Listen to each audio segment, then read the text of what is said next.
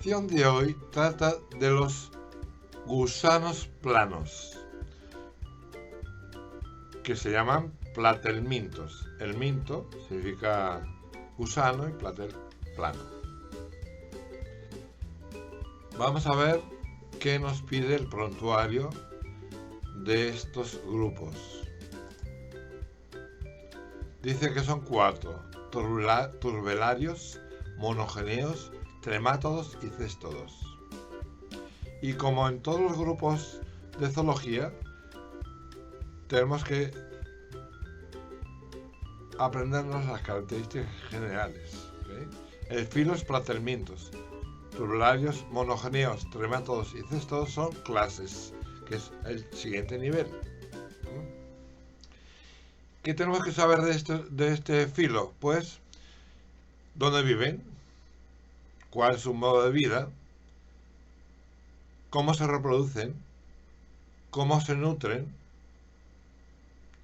¿Y qué sistema nervioso, si alguno, tienen? Puntos principales que debemos aprender, debemos estar atentos en todos los grupos de zoología. Las características generales de los platelmintos, que son unas 20.000 especies, es que son acelomados, es decir, que tienen una cavidad interna. Son protóstomos, quiere decir que la boca les viene de la primera abertura embrionaria, y que son triblásticos, es decir, que tienen 3 capas embrionarias, que son el ectodermo, externa, el endodermo, interna, y el mesodermo, en medio.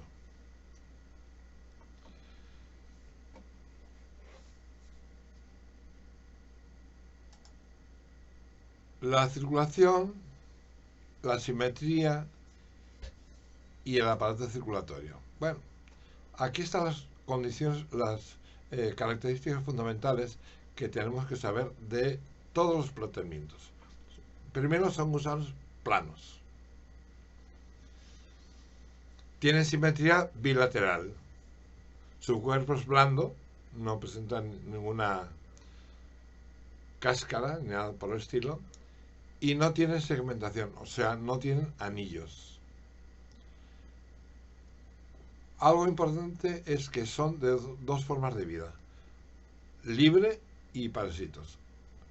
Los platelmintos de vida libre presentan normalmente cierto grado de cefalización. Si recordamos los capítulos primeros, cefalización significa concentración de sensores nerviosos, fotosensores, olfativos, etcétera, en cierta región del animal. Eso se llama cefalización. Cefas es cabeza y cefalización es el proceso por el cual se concentran ciertos sensores en ciertas zonas. Y este grupo, los de los platelmintos de vida libre, presentan por primera vez un principio de cefalización. Punto importante. Sin embargo, los platelmintos parásitos no presentan cefalización y en su lugar tienen órganos y apéndices como ganchos y ventosas que les permiten fijarse en el aparato digestivo o en otras partes de sus hospederos. Recuerden que si son parásitos no van a tener un sistema gastrointestinal y no tienen que tener ninguna otra característica especial. No tienen aparato circulatorio ni respiratorio. Carecen de aparato digestivo y se alimentan únicamente de los jugos que absorben del hospedero a quien parasitan. Hay algunos que sí tienen sistema digestivo en raras ocasiones y sí presentan entonces un orificio anal y el propio tubo digestivo realiza funciones de digestión y de distribución de nutrientes. O sea, es como el sistema digestivo actuando como sistema circulatorio. La reproducción es interesante porque de nuevo, puede ser sexual o asexual. Y ya el aparato reproductor es bastante complejo. La mayoría de las especies son hermafroditas, por lo cual tienen tanto órganos sexuales masculinos y femeninos. Su fecundación es interna y el proceso que siguen es el siguiente. Los que actúan como hembras pues, tienen los óvulos que van a parar a una cavidad conocida como ootipo. Del ootipo llegan hasta el útero, donde el planteamiento que actúa como masculino, como macho, habrá depositado previamente sus espermatozoides. O sea, que de nuevo recuerden que hermafroditismo no significa que se fecunden a sí mismos. Simplemente tienen los dos tipos de órganos reproductivos, masculino y femenino. Pero uno actúa como macho y el otro como hembra, y viceversa. El sistema nervioso central de los platelmintos de vida libre tiene un ganglio en la parte delantera y cordones que recorren el cuerpo. Aquí tenemos una planaria y podemos ver cómo es claramente una cefalización en esa zona de la cabeza. Incluso tiene dos fotosensores y luego tiene dos cordones nerviosos que corren el cuerpo. ¿Ven? Eso es el sistema nervioso. Recuerden que los de vida libre son los que presentan cefalización por primera vez. El sistema reproductivo, como he dicho anteriormente, consta tanto de ovario como testículos. Aquí el ovario tiene rosado y los testículos en color azul. Recuerden que no significa que se fecundan a sí mismos, sino que pueden actuar de una manera o de otra. Bien, aquí vamos a los tremátodos, un grupo extremadamente peligroso. Aquí están los esquistosomas, el esquistosoma hematobium, el japonicum, el manzoni, beberrini, felineus, sinensis, etc. Se consideran como factor importante dentro de la etiología de cánceres de origen infeccioso. Y si nos fijamos aquí, en el dibujo que hay, fíjense que tienen un ciclo de vida que va de pez, que tiene quistes. Si es comido crudo por los humanos, los quistes tienen cercarias y pasan al humano. Esta es la forma que tiene el gusano adulto en el humano. Ahora, las cercarias y los huevos pasan en las heces, importante, en las heces, donde no hay suficiente limpieza o no hay baños apropiados para usarlos sanitariamente, van al agua. Del agua o del suelo pasan a los caracoles. Los caracoles son un intermediario. Aquí en el caracol, el huevo sale, la cercaria sale el huevo y forma redias, esposcestas y cercarias, que de nuevo van al agua y en el agua se meten los peces y sigue el ciclo, el ciclo completo.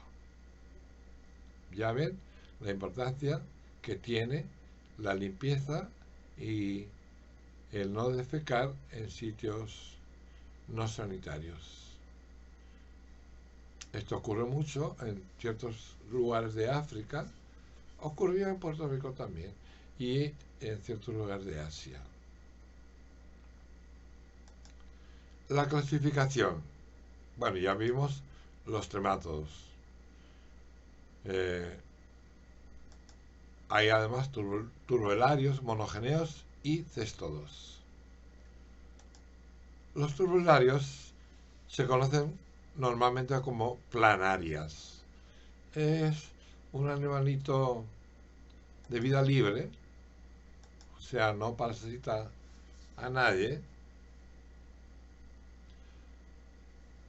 Hay como 4.500 especies, viven en ambientes acuáticos, no disponen de cutícula en la piel y tienen múltiples cilios.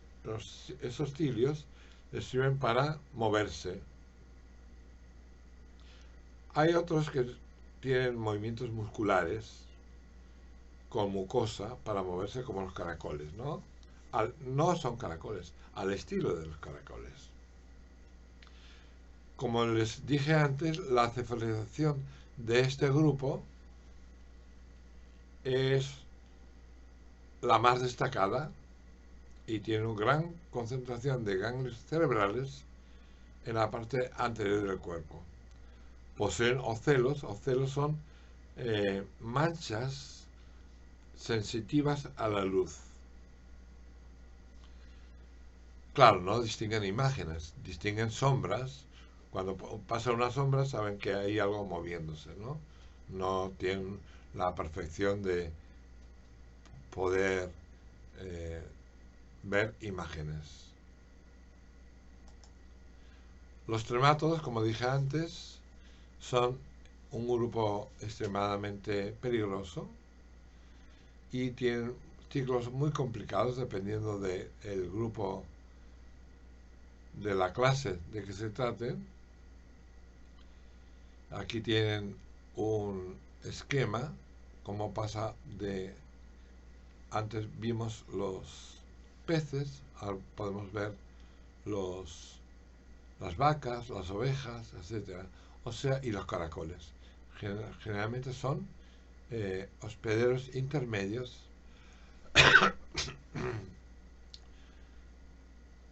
de este tipo de parásitos.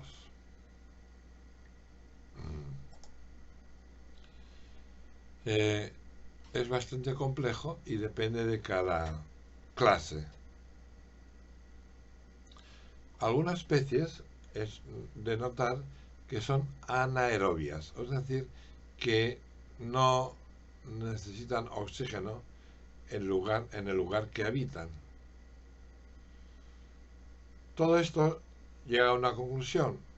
Hay que tener mucho cuidado en disponer de las heces de animales, tanto domésticos como animales de tipo agrícola, como ovejas y vacas, y separar muy bien sus heces de los sitios donde pasan los humanos y sobre todo usar calzado correcto y no tocar las heces con las manos ni con los pies ni de ninguna otra manera, ¿ok? Muy importante. Luego están los céstodos. Quizá son, estos también son parásitos y son típicos de, el ciclo es típico de animales como la vaca, el cerdo, que pasan a los humanos.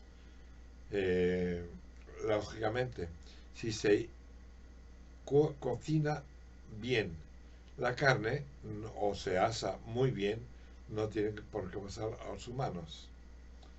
Son unas 4.000 especies y en vez de tener cabeza, tienen una parte en una extremidad que es el escólex, que es una serie de ganchos o ventosas para fijarse en el tubo digestivo de los animales a los que parasitan, incluso el ser humano. El cuerpo de los céstodos se conoce como estróbilo y está segmentado. Fíjese que las planarias y los tremátodos no estaban segmentados, los céstodos sí, y cada estróbilo puede separarse lleno de huevos del animal, del parásito, y descargarse por los heces en sitios comunes. Por lo tanto, es muy peligroso, porque luego, por ejemplo, los cerdos pueden comer las heces de los humanos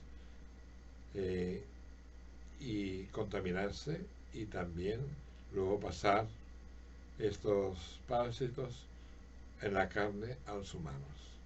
Es un peligro, por ejemplo, con los jabalíes y con los cerditos vietnamitas, que pueden tener parásitos y es un peligro consumirlos.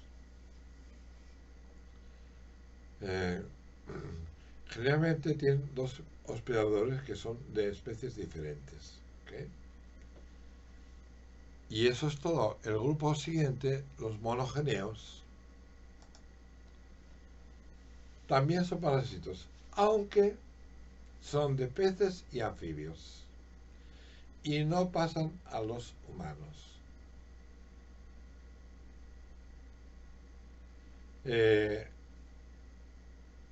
Tienen enzimas en la faringe para disolver la piel de los peces y de los anfibios, y de esa manera penetrar en el cuerpo del hospedador.